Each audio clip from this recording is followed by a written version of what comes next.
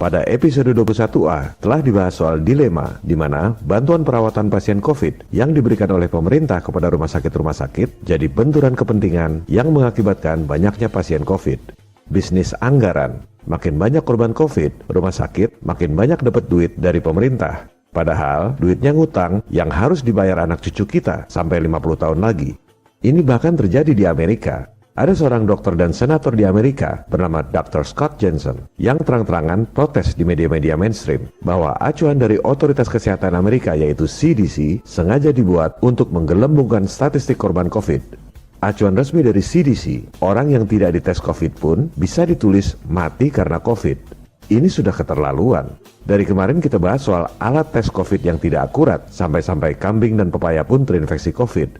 Ternyata prakteknya lebih parah. Nggak dites COVID pun, sertifikat kematiannya sah bisa ditulis mati akibat COVID. Dan ini terjadi di negara adikuasa, Amerika Serikat. I don't mean to interrupt you, but my heart is sinking right now as you're telling me this. You're a doctor. Why in the world would they be sending you out information to fill out death certificates, whether the person's been diagnosed with COVID-19 or not, but then to say in the death certificate this person's death was caused by COVID-19? That does not sound right to me. So with that being said, why would they want to skew the number of deaths due to COVID-19? Well, fear is a great way to control people.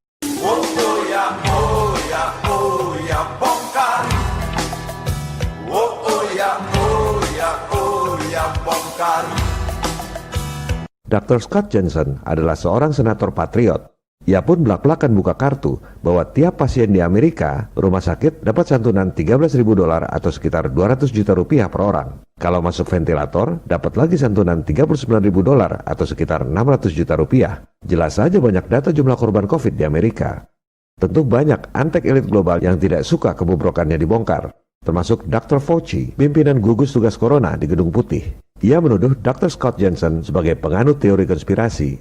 Kita dengarkan tuduhan Dr. Fauci dan apa jawaban Dr. Scott Jensen. You will always have conspiracy theories when you have very challenging public health crises. They are nothing but distractions. Conspiracy theories, doctor? So you're engaging in conspiracy theories. What do you say to Dr. Fauci tonight? Well, I would remind him that anytime healthcare intersects with dollars, it gets awkward. Nobody can tell me after 35 years in the world of medicine that sometimes those kinds of things impact on what we do.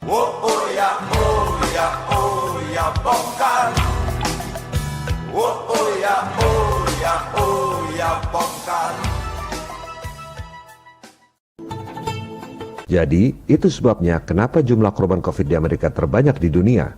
Boro-boro dites dengan alat tes yang seperti tong sampah, bahkan nggak dites pun sah ditulis mati karena COVID.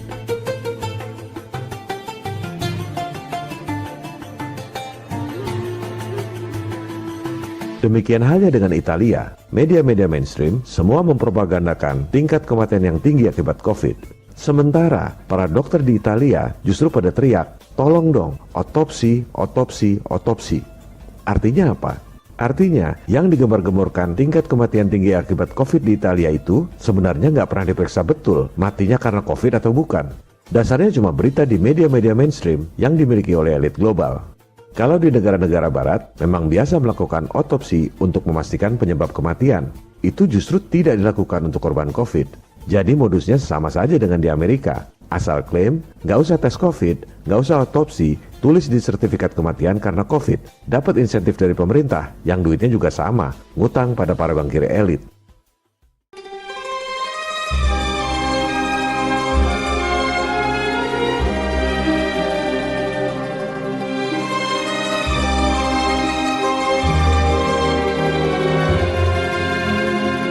Istilah mafia lahir di Italia akibat sepak terjang tokoh revolusi Italia tahun 1848, Giuseppe Mazzini. Ia adalah anggota Illuminati, tulang punggung pemberontakan di Italia yang didanai oleh Rothschild. Pada episode 8 telah dijelaskan bahwa Mayor Amsel Rothschild memiliki 5 anak, masing-masing ditempatkan di Frankfurt, Vienna, London, Napoli, dan Paris. Sampai sekarang pun, logo bisnis keluarga Rothschild adalah 5 anak panah, simbol dari 5 anak-anak Rothschild di 5 negara yang akhirnya menguasai dunia. Carl Mayer Rothschild bermarkas di Napoli, Italia.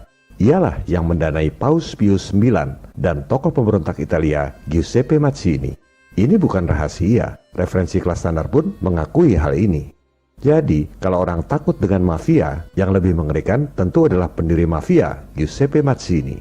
Dan pendiri mafia itu masih ada lagi cukongnya, yaitu Rothschild. Elit global jauh lebih mengerikan dari mafia, sebab merekalah cukong pendiri mafia.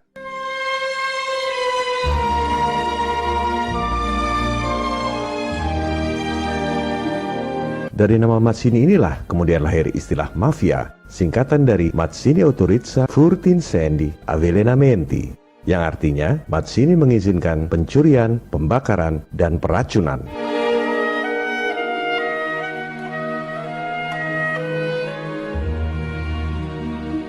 Menghalalkan segala cara untuk mencapai tujuan, teror, penyogokan, konspirare, atau bernafas bersama, persekongkolan jahat, pembunuhan, termasuk peracunan.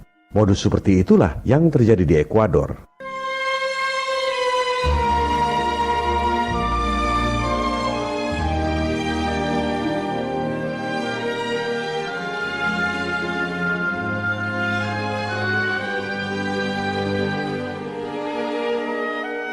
Mengapa banyak mayat bergelimpangan akibat COVID di Ekuador?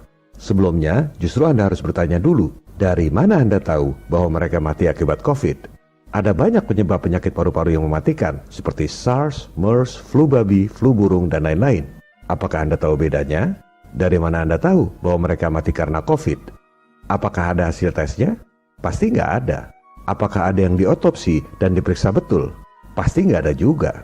Satu-satunya bukti bahwa mereka mati karena COVID adalah klaim yang dipropagandakan oleh media-media elit global untuk membuat umat dunia ketakutan dan lockdown. Lantas, apa yang membuat mereka mati? Ini adalah cara kerja mafia. Mazzini mengizinkan pencurian, pembakaran, dan peracunan.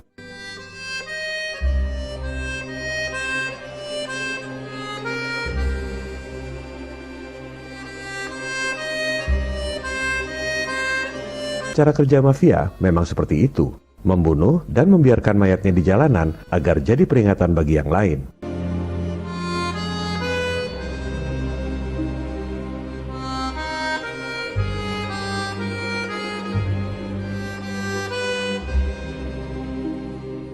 Meracuni orang-orang di Ekuador dengan penyakit yang kita nggak tahu sebenarnya apa adalah pekerjaan mafia. Propaganda teror agar masyarakat dunia lockdown.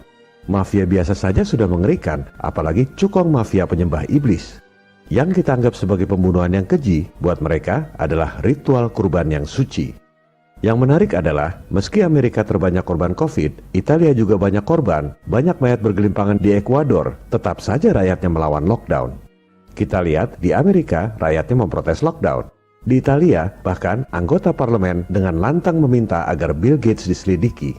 Di negara-negara Amerika Latin juga pada protes melawan lockdown meski mereka tahu banyak mayat bergelimpangan di Ekuador. Disinilah mental kita diuji.